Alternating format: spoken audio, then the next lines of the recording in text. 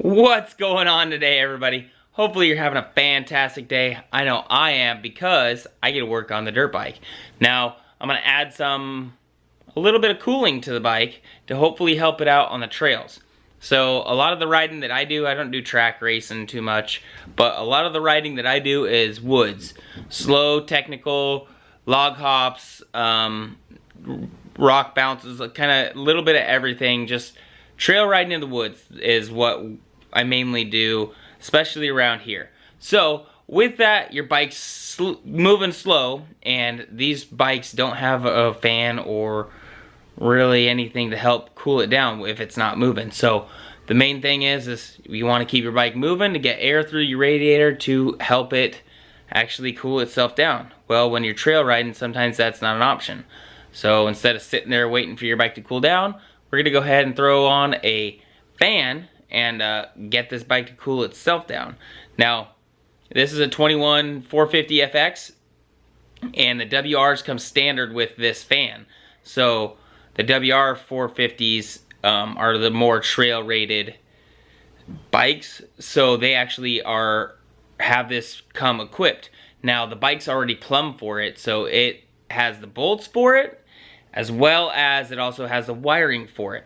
Now, I've read online that some bikes kind of take special tuning to turn it on, so we will see, but I think that's only for the 19. I think once you plug it in, it will actually turn itself over automatically.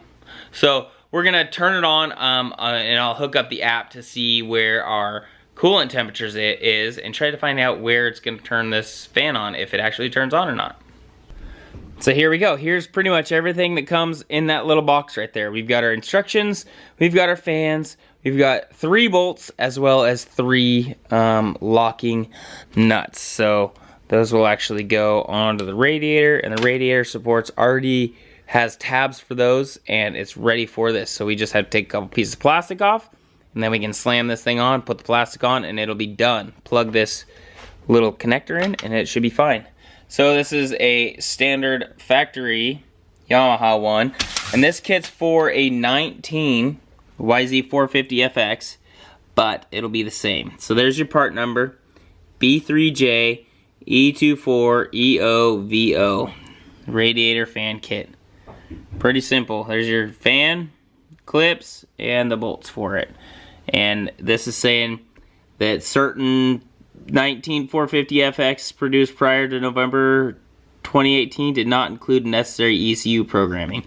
So everything after that should be fine. We're definitely going to double check it, but there you go. So if you got a 19, be wary. So if we go ahead and look at the bike, if we're on the right hand side of the bike, you can actually come down to the radiator and you see one of the mounting tabs sitting right here. We got one right here, there's another one tucked up there, and another one tucked up there. So that means this plastic's got to come off, and I'm hoping that that's kind of all that really needs to come off. I see a couple bolts, and there might be something holding this on underneath the seat, so we will see. First things first, well, let's pop this off. See if there's one right here, the gas tank. Nope, nothing, but it looks like there's a bracket holding on down here, so we're gonna have to take the seat off. So, start undoing some bolts, try to get to that. So there it is, we had to take the seat off. There's 2 10mm sitting right here and here, and then it slides back and it will come out. We had to take our air box off, which just pops off. You have to undo the quick release right here and then give it a good quick tug and it will pop up. And it's hiding an 8mm here. There was 1, 2, 3 8mm right there, so we'll go ahead, take that one off, that 8, and we should be good to pull this plastic off and then get to everything right there.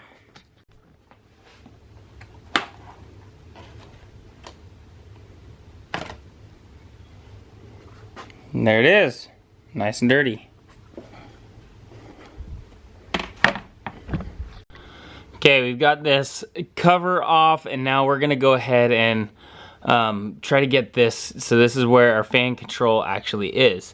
Now there is a little tab on the bottom that you can push in and pull down, and it will pull off of the little hanger right here. See if it'll focus. There's the tab right there. Push that tab in and it will slide off.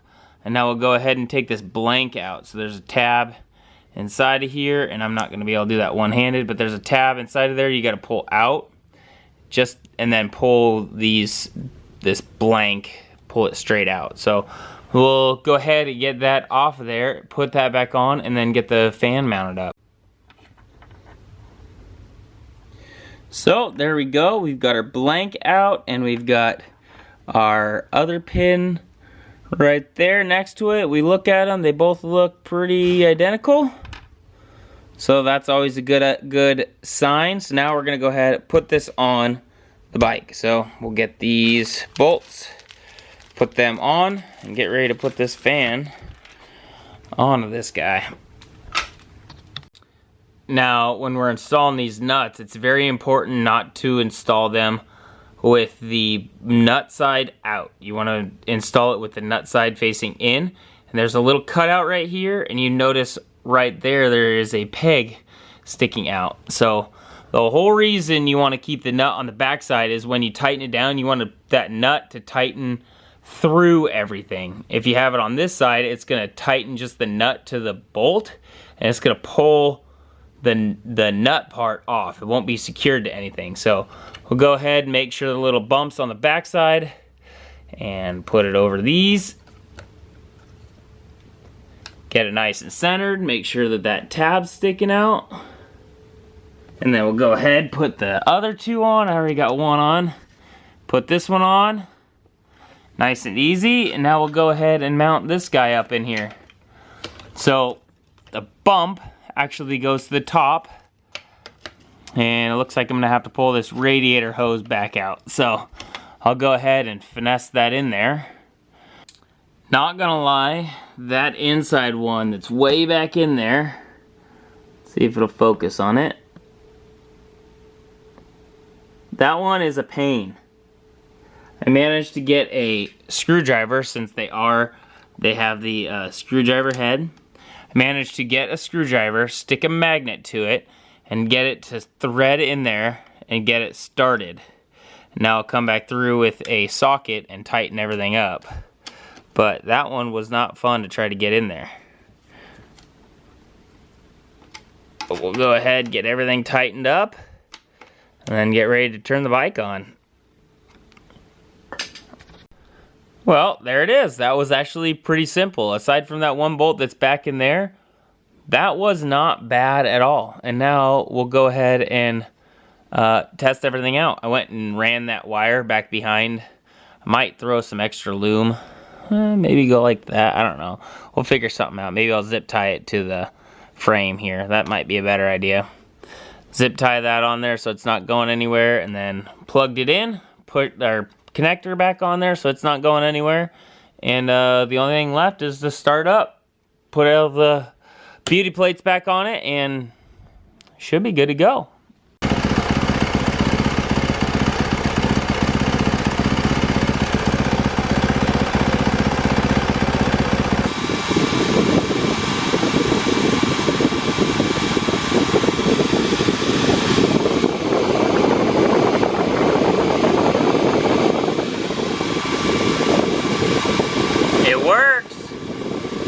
Looks like we made it up to 200 before it finally decided it wanted to turn on, but it is on. That's pretty cool.